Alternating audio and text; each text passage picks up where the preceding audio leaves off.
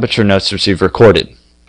You can also access intercourse notes in a similar fashion by hovering your mouse over the day of cycle. This is shown here.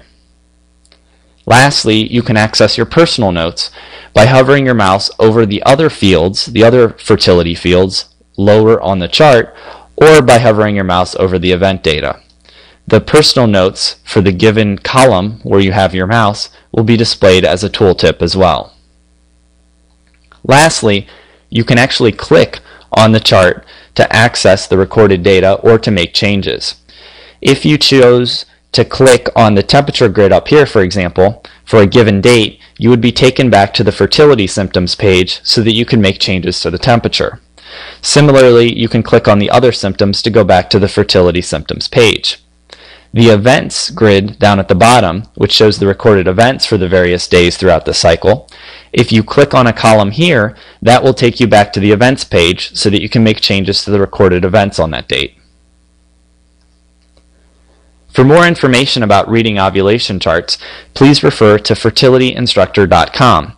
There's a page on that site, chartlegend.html, which describes the different formats and the different conventions used on the charts so you can better understand how to interpret them.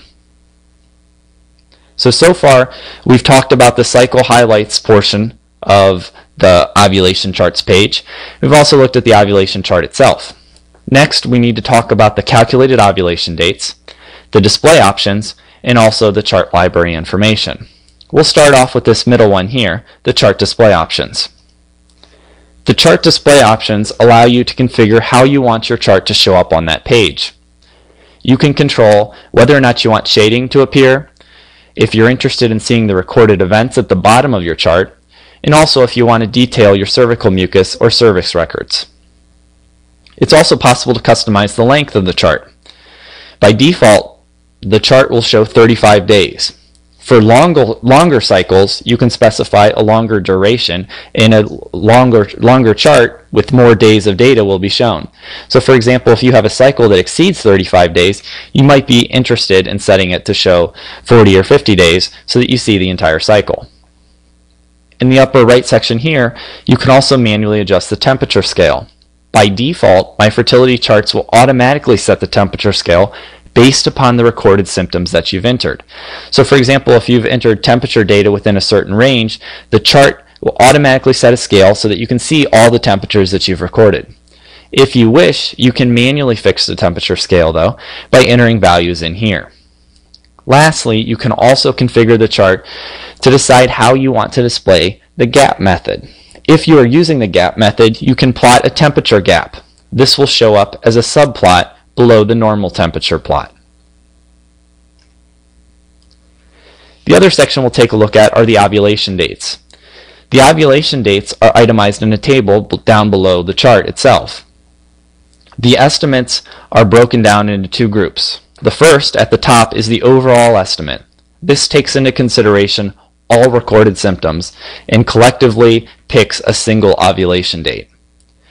Beyond that, you can find additional information and take a look at the individual estimates based upon each technique. This is helpful to understand the variation in ovulation and to help also assess some of the uncertainty. For example, let's say that you're looking at your overall ovulation date and it's December 9th.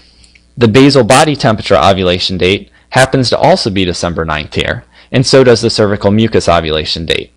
Had these two dates been different though, which would be the case if the two different techniques suggested different dates based upon the recorded data, then you can be more skeptical about the overall assessment.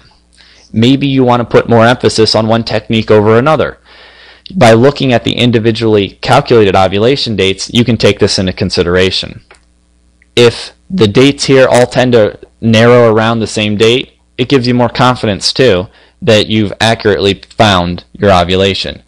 If there's more uncertainty and some of the dates are several days apart, then it tells you that there may be some more skepticism associated with it and allow you to consider which individual dates you might be more interested in based upon the recorded symptoms that you've entered and the confidence that you have in each of them. If you need more information about any of the techniques, for example, maybe you're not familiar with the gap method, you can click on that over here on the left, it will take you to fertilityinstructor.com, which will give you some more additional information on that technique. It's also possible to manually specify ovulation dates. To do that, simply click on the manually specify ovulation date link below the table. This will cause another window to show up, which is shown here. You can manually choose the date that you want to specify as ovulation by clicking on that date in this calendar.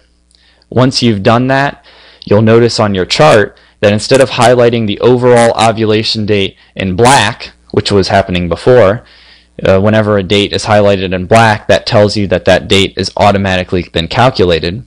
It will be highlighted in blue. The blue tells you that this is a manually overridden ovulation date as opposed to an automatically calculated one.